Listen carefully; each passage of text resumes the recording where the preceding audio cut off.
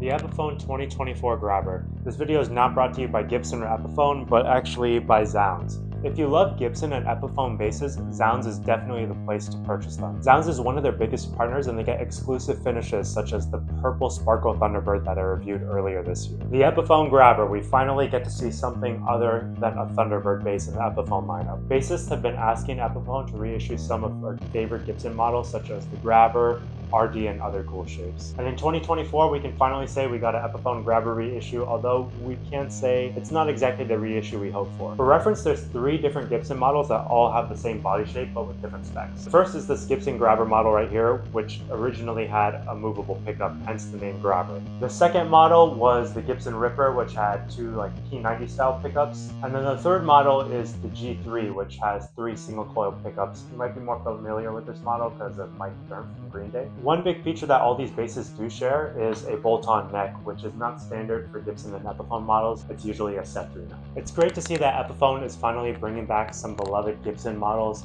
in a more affordable package. However, I did mention this is called the Gibson Grabber, and that was because of the movable pickup, but this bass has a static pickup that you can't grab or move at all. They replaced the grabbable pickup with a mini switch for coil splitting. Now, before going into more specs, let's go ahead and just hear how this pickup sounds.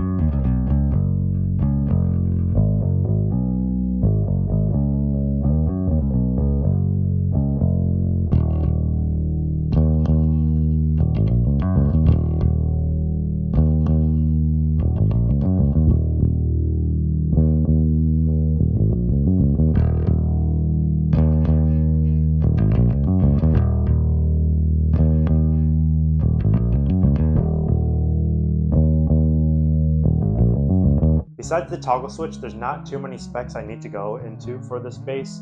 This is master volume, this is master tone, we have a maple neck. I already stated this is a bolt-on body. This is a C profile neck with a natural aged gloss finish. And the bass itself is about 9 pounds, and for a body this size, it's actually extremely lightweight and thin. You also get this nickel cover on the bridge. This is the Grabber bridge without the nickel cover.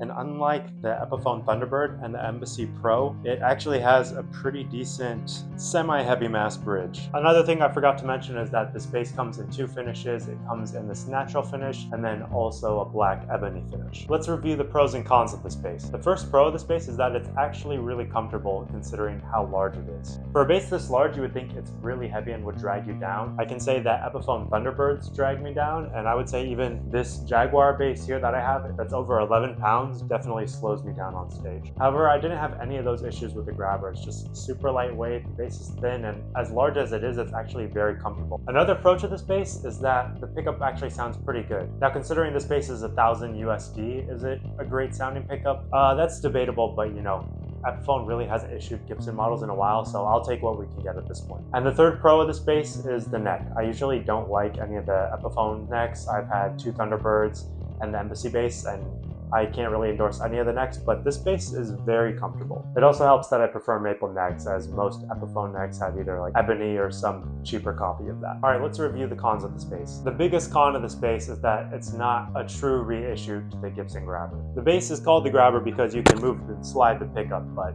obviously this is a static pickup. That's kind of a hard sell on something that's really supposed to be a reissue. From a durability and financial point of view, I guess I understand that this would last longer than a movable pickup. But when you're reissuing an older model, you want more quality of life updates, and for removing a feature such as the grabbable pickup, I mean, first thing when I saw this was reissued and it didn't have a movable pickup, I mean, I was very turned off by that. I'm sure a lot of other bassists were. The second con of this bass for me is, again, the pickup. Well, I think you can get some great rock and slap tones out of this bass. One thing I've noticed is if you have this in the first position for the pickup and then you turn up the volume all the way, it sounds like the bass is almost clipping. I'll just go ahead and play a clip so you can hear what I'm hearing.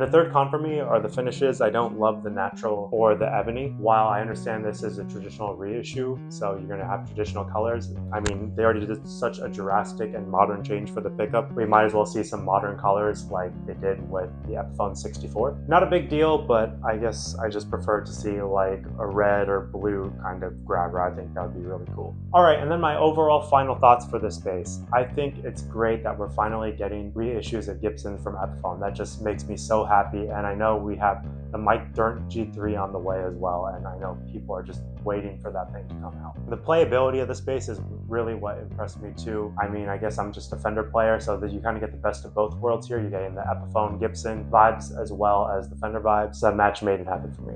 However, considering this bass is $1,000, I think I'd be a lot happier if it truly did have a movable pickup, hence the name Grabber. So you kind of have to dock at some points for that. I think I'd be happier with this reissue if it was between like the $700 and $800 range. $1,000 is pushing it for me in my opinion, but then again, the bass sold out instantly on its first run, so give them props for that. Overall, I hope this bass does sell well because we'll hopefully start seeing more reissues in the Epiphone line, like maybe a more traditional Grabber with a movable pickup. I myself personally would love to see a passive RD. The RD bass is my favorite shape by Gibson, so if they do something like that with the RD bass with the Gibson 2014 EB pickups, that would be like my dream bass. Again, huge shout out to Zounds for sending me this bass. If you want to support the channel and support Zounds so I can keep demoing basses like this, make sure to check out the affiliate links below. Thank you everyone again for watching, and let me know what you think of the bass in the comments.